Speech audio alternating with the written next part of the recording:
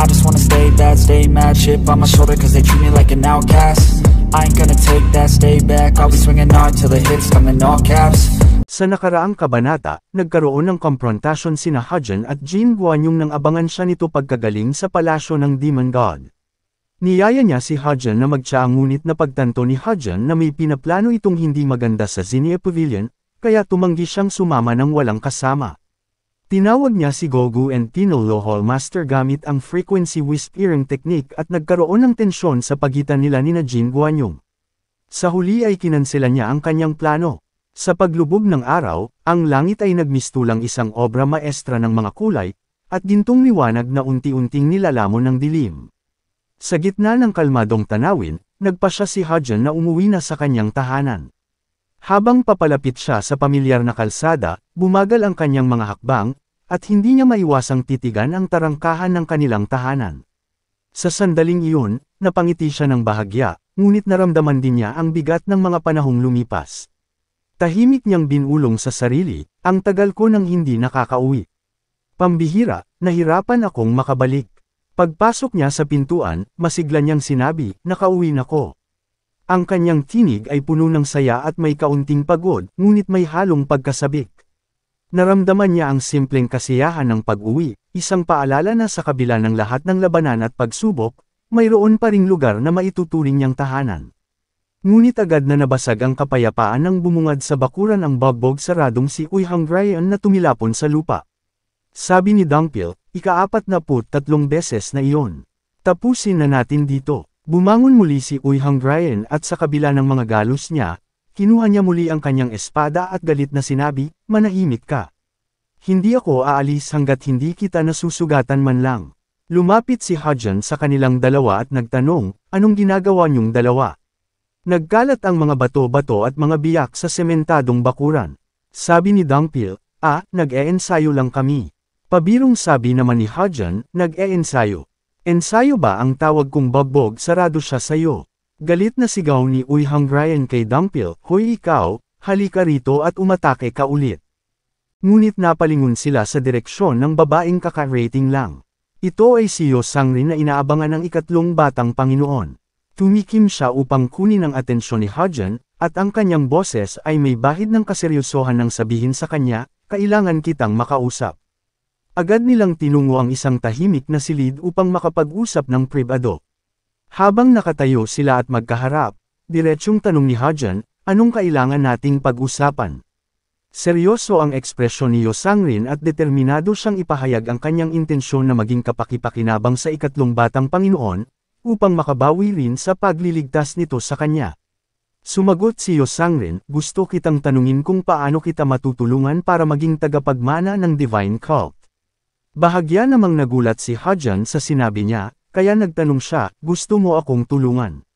Sabi ni Yo Sangrin, ang aming palasyo, o para mas tiyak, ang aking kapatid na tagapagmana, ay nakipag-alyansa sa iyo. Kaya naman, kailangan kitang tulungan bilang miyembro ng Ice Palace. Sabi ni Hajin, gusto ko ang ugali mo na nag-alok ng tulong, pero sa ngayon, hindi ko pa naman talaga kailangan ng tulong. Isa pa, marami na ang tumutulong sa akin mula sa loob at labas ng Divine Cult. Sa tingin ko, mas mabuting pag-usapan natin ito kapag ako na ang tagapagmana. Sabi ni Yo Sangrin, sige. Kung gayon, mangyaring ipaalam mo sa akin kung kakailanganin mo man ang tulong ko. Naalala ni Hajin ang isang bagay na matagal na niyang gustong malaman. Sabi niya, may isang bagay lang na curious ako. Yung tungkol sa Lyely Potential Great Method. Pakiramdam ko may gustong sabihin ang kapatid mo sa akin na tungkol dito, pero tila nag-aatubili siya. Naisip ni Yo Sangrin, kung hindi ito sinabi ng kapatid ko sa kanya, ibig sabihin wala rin akong karapatan na sabihin ito. Pero kailangan ko itong ipaalam sa kanya para makasiguro. At nagsimula siyang ipaliwanag ang tungkol dito.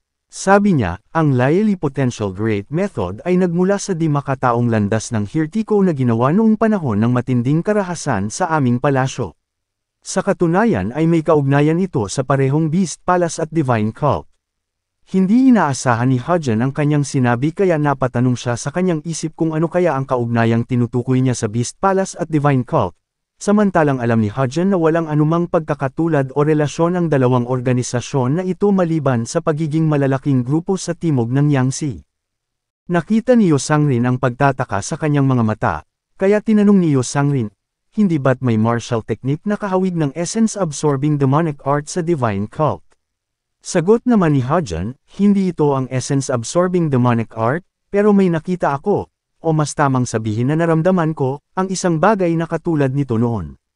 Tanong ni Yo Sangrin, anong klase ng teknik yun? Paliwanag ni Hajin, naramdaman ko ito sa ikalawang batang Panginoon na si Guan Pyong. Nang bisitahin ko siya, biglang tumaas ng husto ang kanyang inner energy. At hindi lang iyon ang nagbago, para bang ang umakyat din ang antas ng kanyang martial arts. Sagot ni Yo Sangrin, iyon ang Dual Soul Fusion Technique. Mukhang iyon ay nasa itaas ng ikatlong antas.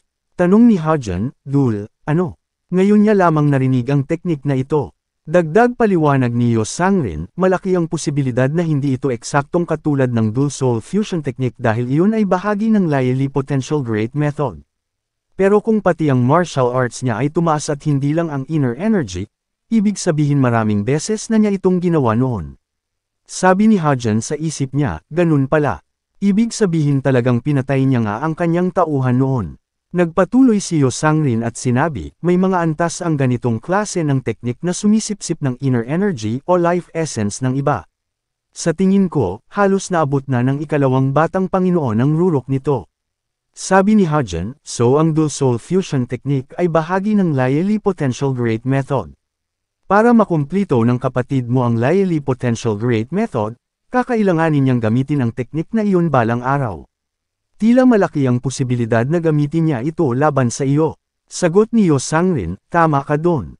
Nagtatakang tanong ni Hajin, hindi ka ba nagagalit? Casual na sagot ni Yo Sangrin, syempre hindi. Hindi naman ako mamamatay o mawawala ng inner energy. Sa totoo lang, mas makabubuti pa nga ito.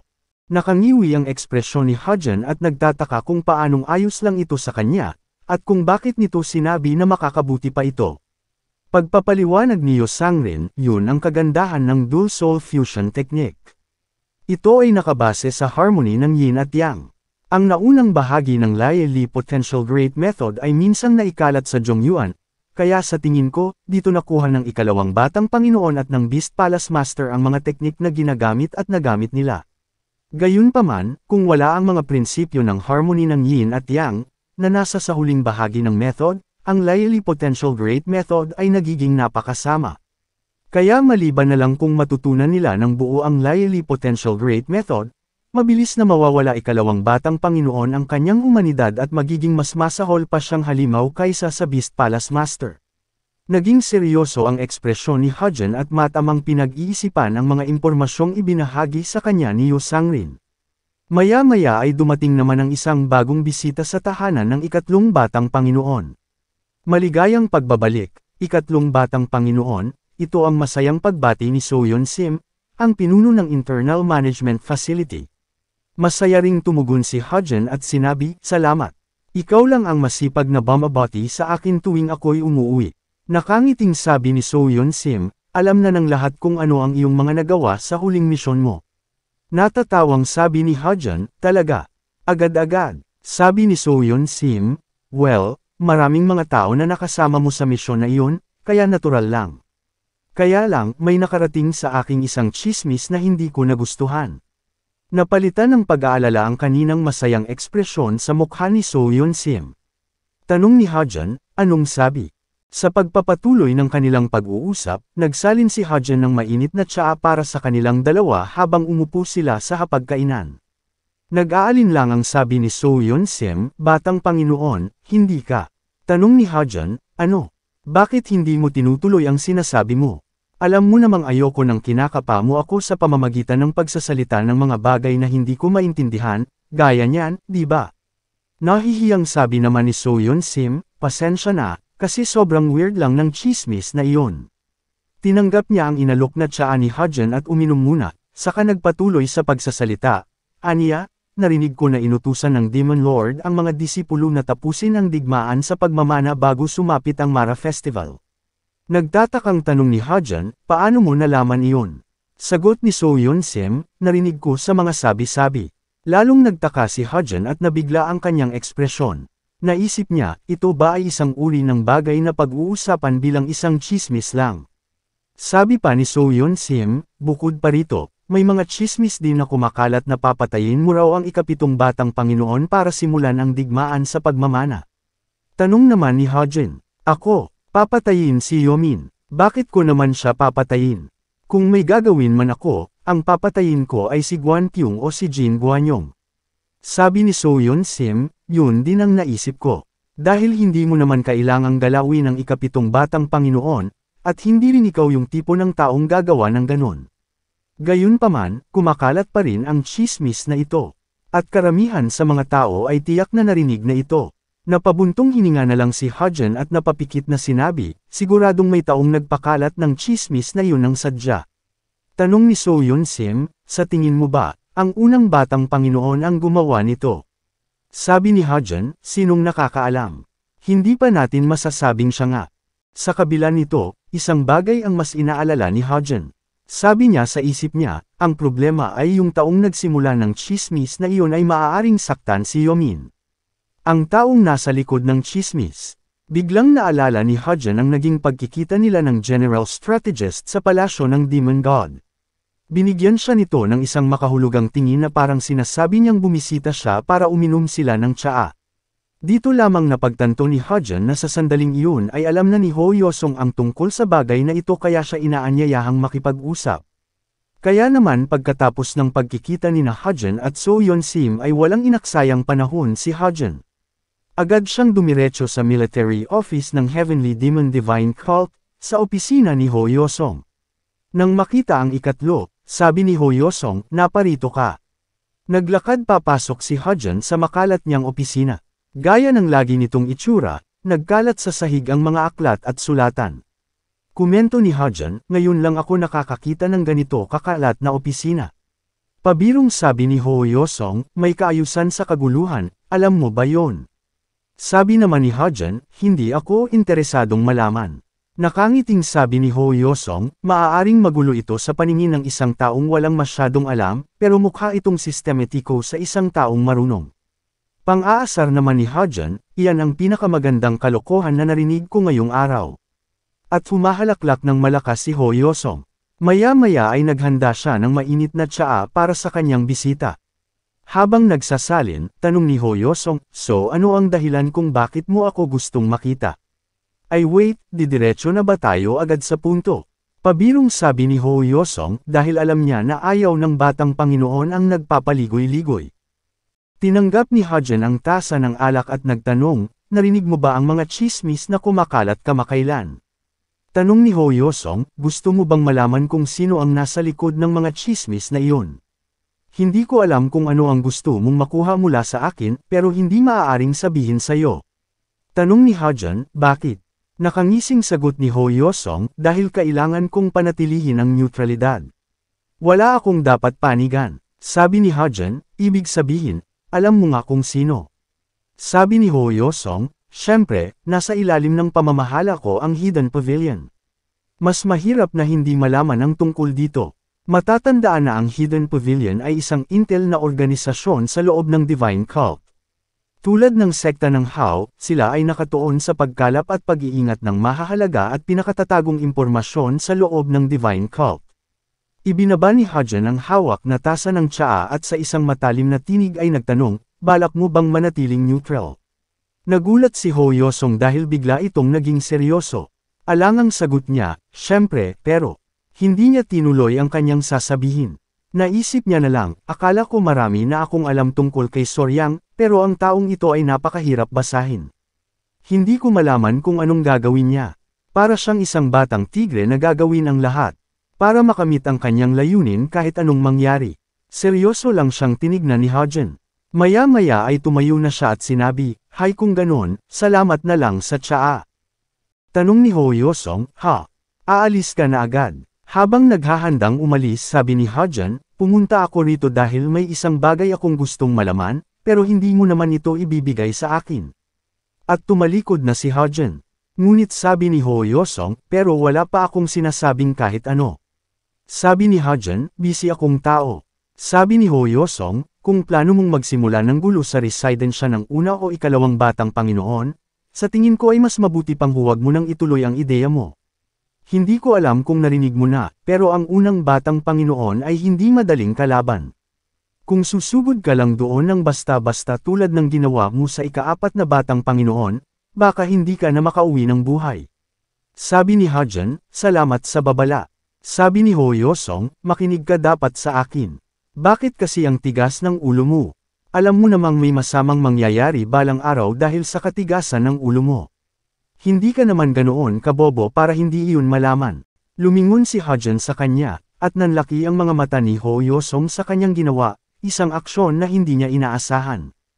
Iniangat ni Hajin ang kanyang mga kamay para sa isang martial arts hand seal, tanda ng pagpupugay para kay Ho Yosong.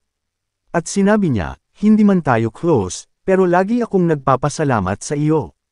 Nawa ay patuloy mong gawin ang lahat ng makakaya mo para sa Divine Cult. Dahil sa pagbibigay mo ng lahat para sa kulto ay nakikinabang din ako.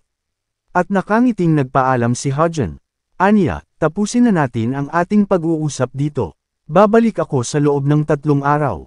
Maaari tayong mag-usap pa ng mas matagal kapag may mas matapang tayong inumin. Habang naglalakad ang ikatlong batang Panginoon sa labas ng military office, inulit ni Ho Yosong ang mga katagang binitawan niya kanina, ang pagbibigay ko raw ng lahat ng makakaya ko para sa kulto ay nakakabuti sa kanya. Ano ang ibig niyang sabihin? At sabi niya babalik siya sa loob ng 3 araw. Bakit eksaktong 3 araw? Sigurado ako na may kung anong pinaplano siya. Sa gitna ng kanyang pagninilay, biglang natigilan si Ho Yosong, tila napagtanto kung ano ang ibig sabihin ng batang Panginoon.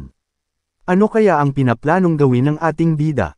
Magpatuloy lamang sa panunood at malalaman din natin kalaunan. Samantala, pagkagaling sa military office, agad na bumisita si Hajin sa tahanan ng ikapitong batang Panginoon, ang pinakabatang disipulo na si Cheomin. Tila nagningning ang kanyang mga mata nang makita ang pamilyar na mukha. Di makapaniwalang sabi ni Yomin, Soryang. Nakangiting sabi ni Hajin, ang tagal nating di nagkita, Yomin. Masayang lumukso si Yomin at yamakap ang maliliit niyang braso sa binti ng ikatlong batang Panginoon. Sabi niya, Soryang. Kailan ka nakabalik? Natatawa niyang sagot, kahapon lang. Ainal-alayan siya ni Hajin at lumuhod siya upang pantayan ang lebel ni Yomin. Tanong ni Yomin, kumusta sa Yunnan? Narinig ko na lubhang mas mainit doon kumpara dito. Hinaplos niya ng marahan ang ulo ni Yomin at sinabi, huwag mo nang banggitin. Hindi lang sobrang mainit doon, pero palagi ring umuulan. Hindi mo alam kung gaano kahirap iyon. Habang nakikinig si Yomin, di niya mapigil ang mamangha at sabik siyang marinig ang mga kwento ng kanyang kuya. Tanong ni Hajin, Yomin, busy ka ba? Masayang tugon naman ni Yomin, hindi. Tapos na ako sa pagsasanay ko sa umaga. Hindi ako busy. Nakangiting paanyaya ni Hajin, talaga. Gusto mo bang maglakad-lakad kasama ako para puntahan ang unang batang Panginoon?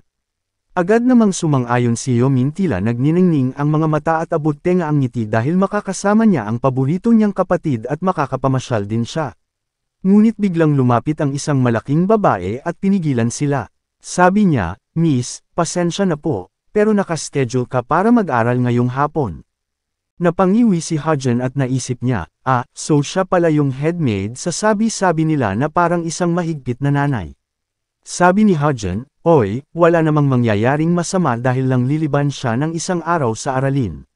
Bakit ba sobrang higpit mo? Bahagyang nagulat ang headmaid sa naging reaksyon ng ikatlong ngunit sumagot pa rin siya ng matapang. Tugon niya, pasensya na, pero kailangan niyang sundin ang kanyang schedule.